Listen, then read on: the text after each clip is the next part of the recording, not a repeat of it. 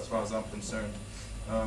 So what I would like to hopefully do, as I said, share some of this experience with you, such that if there's one person at the end of this session that thinks, right, I said I want to go and learn this language, then it would have, in my eyes, it would be a success, inshallah. Okay. So there's a verse in the Quran, you see, the Arabic and the Quran, you can't separate both. You know, I've been teaching Arabic for 5 years now, and I can't teach Arabic without the Quran, and I don't think you can really appreciate the Quran without understanding Arabic. The Quran says, "Inna anzalnahu Qur'anan Arabiyyan la'allakum ta'qilun." It says we've revealed this book, the Quran, in Arabic, and then it says why? La'allakum ta'qilun, so that perhaps you may use your intellect. Now, the Arabic language actually forces you to use your intellect in a way which many languages don't challenge you to. So, for example, in English, you hear the word, okay, mankind, yeah, mankind. You hear the word man, you hear, yes, man. Woman, yes, woman. But the Arabic language is not like that. You don't take a word and translate it into one thing. The Arabic language, there's a concept of what we call roots letters, you know, that really form, you know, that really add to the construct of the meaning. So, for example, just to give you, the word for mankind or man in the generic way in Arabic is called insanun, right? Now, that word insanun, some scholars say comes from the root word nasiya, which means to forget.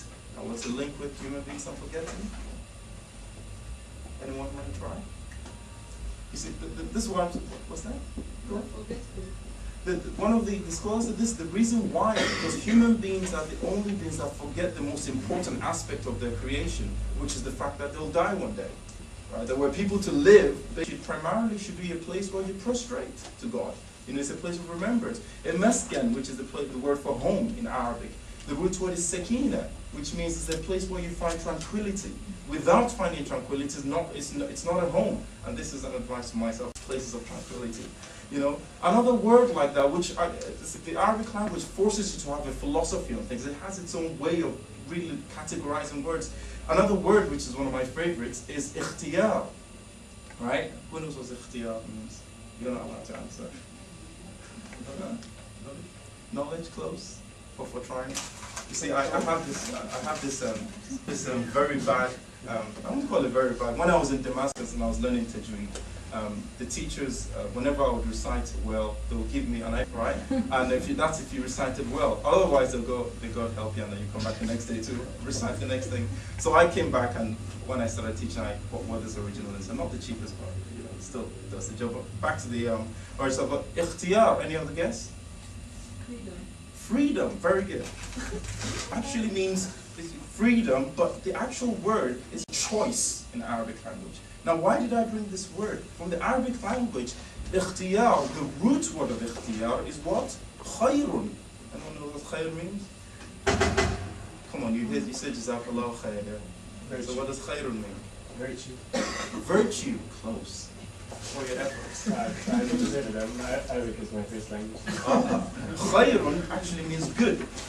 Right, no, I'll give you this. Okay. Khayrun means good. Okay? Whatever is good, you say it's khayr. Now, what's the link between freedom and good? Because the Arabs understand that freedom, the essence of freedom, there's no true freedom except the freedom to choose that which is good. Right? Because if freedom leads you, you can't call someone, for example, who is addicted to something, who cannot break, forces you to look beyond what words are. لَعَلَّكُمْ تَعْقِلُونَ. Right? There's a verse in the Quran, for example, أَفَلَا يَتَدَبَّرُونَ الْقُرْآنِ, it says, do they not ponder? And the word it uses for ponder is tadabbar, which is